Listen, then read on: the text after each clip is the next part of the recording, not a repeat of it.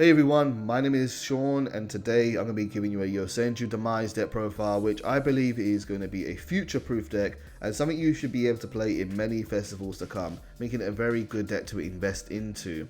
We're going to start off by looking at the starters for the archetype, cards that help you draw and search the cards you need to get your plays going. And so for this deck we have 3 copies of Card of Demise, 3 copies of Card of Duality and 3 copies of Fire Formation Tenki. There are other starters you can run in this deck, but these are the main ones that are going to help you. Card of Demise is your main starter for the deck. You draw until you have 3 cards in your hand. However, there are a lot of downsides for this deck, for this card after you've used it. First of all, your opponent will take no damage for the rest of the turn. During the end phase of the turn, you must send your whole entire hand to the graveyard.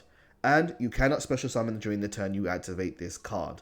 It has a lot of restrictions, but when you use this card with no cards in your hand, you get a card that lets you draw free, which is a powerful card to have and very, very good.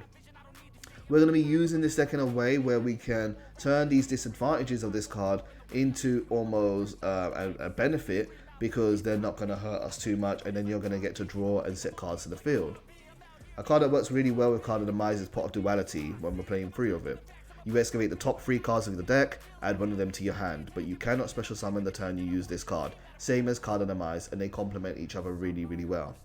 We then have Fire Formation Tenki, and Fire Formation Tenki lets you add 1 level 4 or lower Beast Warrior monster from your deck to your hand, and that is all of your Yosenju monsters. A downside of Fire Formation Tenki for this deck uniquely is that it is a continuous spell card and will stay on the field, giving your monsters a 100 attack boost. But it's a downside because when you do Card of Demise, you want to make sure you have as many empty zones as possible so you can free up your hand and set your trap cards or spell cards so they won't get discarded during the end phase. But we have ways of getting rid of this card on the field, so do not worry about that too much. We're now going to look at the extenders for the deck, and the extenders for Yosenju Demise are the monsters. Yosenju Kama 1, Kama 2, and Kama 3. All of these Beast Warrior monsters share the same effect of if this card is normal summon, you can immediately summon another Yosenju monster except the monster with the same name. So a Yosenju Kama can give you an extra normal summon for Kama 2, and then Kama 2 can give you one for Kama 3 or Kama 1. It's up to you.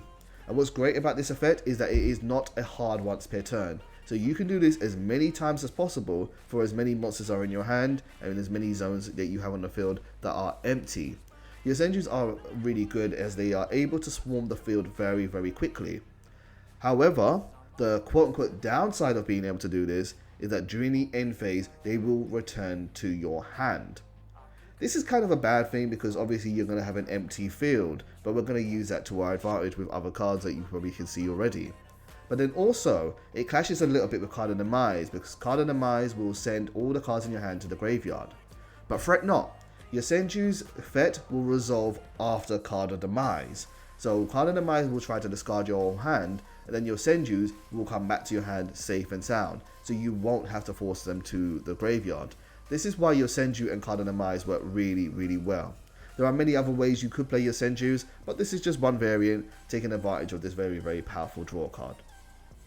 It should also be noted that Kama 3 has an extender effect, where when your one other Yosenju monster does damage to your opponent, you can add 1 Yosenju card from your deck to your hand, except Kama 3.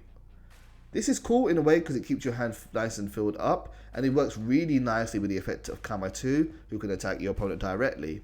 Just be careful that this card that effect conflicts with Card of Demise, as you will have that monster on your hand at the time when Card of Demise tries to send all your cards to the graveyard. So just be aware about using that card effect at the same time. We're now going to look at removal cards, cards that get rid of your opponents by destroying, sending, or discarding or tributing them. Removal cards in this deck, we have quite a few. First of all, we have Harpy Feather Duster. I think everybody's familiar with what this card does. But another background removal card I've chosen to use here is Heavy Storm Duster. Heavy Storm Duster is a lot like Twin Twister, where you can target up to 2 spell and trap cards in the field and destroy them. However, you cannot use your battle phase the turn you activate this card. That's fine. With this being a trap, you can just do it in your opponent's turn anyway. What's great about Heavy Storm Duster as well is that it is a spell and trap removal card that can destroy Fire Formation Tenki. So if you're ever in a situation where you really like, man, I've got too many Tenkis on the field, I need to get rid of one of them, then Heavy Storm Duster can be used in that way too. Obviously, ideally, you wouldn't want to do that. You want to maximize the effect of going plus with this card. But hey, you know, sometimes certain situations happen. Another removal card is Torrential Tribute. As I said, all your Yosenju monsters will go back to your hand during the end phase, leaving you with a board wide open.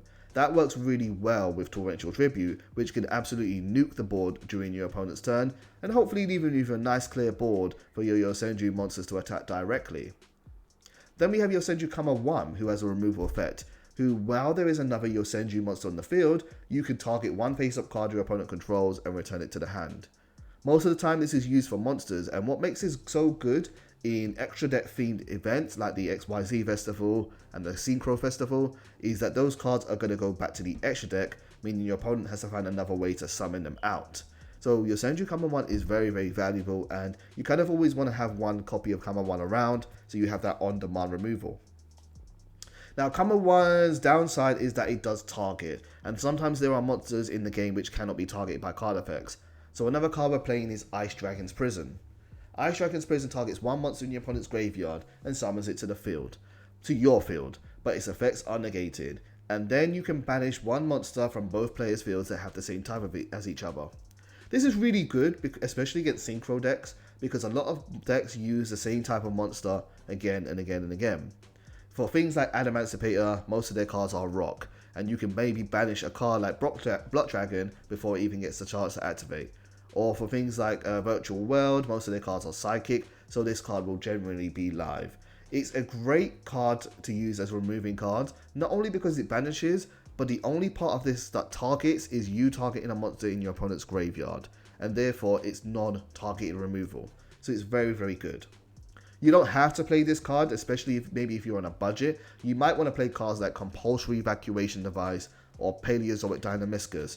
But again, those cards are cheaper, but they do target your opponent's monsters, so it's up to you. When we know what the meta is going to be, it might be easier to tell what would be the best card for this slot. So that does it for the removal cards. We're now going to move on to protection, things that interrupt, protect, and negate your opponent's stuff. And we're going to start off with Call by the Grave. Call by the Grave is one of the most popular tech card in the game right now because it counters hand traps. But it's also the only way your Yosenjus in this deck build at least have a way of manipulating your opponent's graveyard. So you kind of need that. And a lot of synchro decks use the graveyard as a resource to summon back tuners and non-tuners in order to summon again and again. So Call by the Grave is very, very good. Plus, it protects you from hand traps. Your Yosenjus can be vulnerable sometimes, and your draw power cards can be vulnerable to things like Ash Blossom and also like Effect Failure. And Call by the Grave can maybe help you alleviate that by negating those effects if you have it in your hand or ready to the field when you need to. Plus, it's a quick play spell, so it works really nice for Card of Demise, where you can set it and use it during your opponent's turn. Similarly, we have Forbidden Droplet, a card that makes you send any number of cards from your hand or field to the graveyard. Choose that many effect monsters your opponent controls, and until the end of the turn, their attack is halved and their effects are negated. This is going to be really helpful for you to get rid of those really problematic boss monsters that synchro decks love to summon.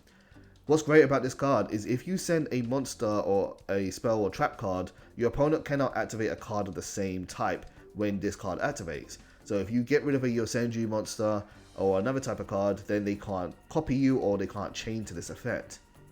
What's really nice about Forbidden Droplet in this build as well is its interaction with cards like your normal spells, but also Fire Formation Tenki, as Fire Formation Tenki just sits on the field needlessly once it's being used. So you can use it with Droplets as a spell to kind of fulfill the requirement for Droplets, so Droplets is never dead.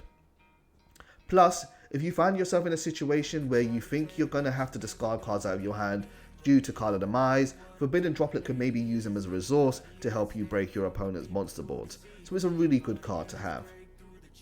Then we have Solemn Judgment. As you are playing a deck that is revolving around Card of Demise, you're going to be having a lot of cards in your spell and trap back row, which means you are vulnerable to things like Harpy Feather Duster and also Lightning Storm, both really popular cards in the game right now. Solemn Judgment is a really good card to help protect your board from being destroyed and wiped out. Of course, the downside here is that you have to pay half your life points, so you really want to make sure you have this card with other ways to make sure that your opponent won't wipe you out. Torrential Tribute is a good example of that. But another card that's really good for it is also Floodgates. and there are many floodgates that work well with Yosenju. This isn't the ratio I'll necessarily recommend, but I've kind of put a couple in there as highlights for you to see. First of all is Rivalry of Warlords. While this card is on the field, each player can only control one type of monster. This makes it can be really good going first or really good going second, as you can make it so that your opponent can, even if your opponent already has their board established, if they have multiple types of cards on the field, they will then have to choose which ones they're going to send to the graveyard. Then we have Macrocosmos, a card that's amazing Yosenjus. As said, Yosenjus go back to your hand during the end phase, but Macrocosmos makes it so that every card that goes to the graveyard is banished instead. And you don't have to really worry about that because your Yosenjus aren't going to go to the graveyard at all if, you know, the game allows you to play the way you want to play. But it's really good as a crippling card to many strategies, as many decks cannot afford for their cards to be banished in order for their strategies to be fulfilled, especially combo decks. Then we have Gozen Match. Gozen Match is similar to Rivalry, but instead of making it one type of monster, it's one attribute. All your Yosenjus are wind monsters and all your Yosenjus are Beast Warrior, so these cards don't hurt you at all but hurt your opponent. Then we have Lose One Turn.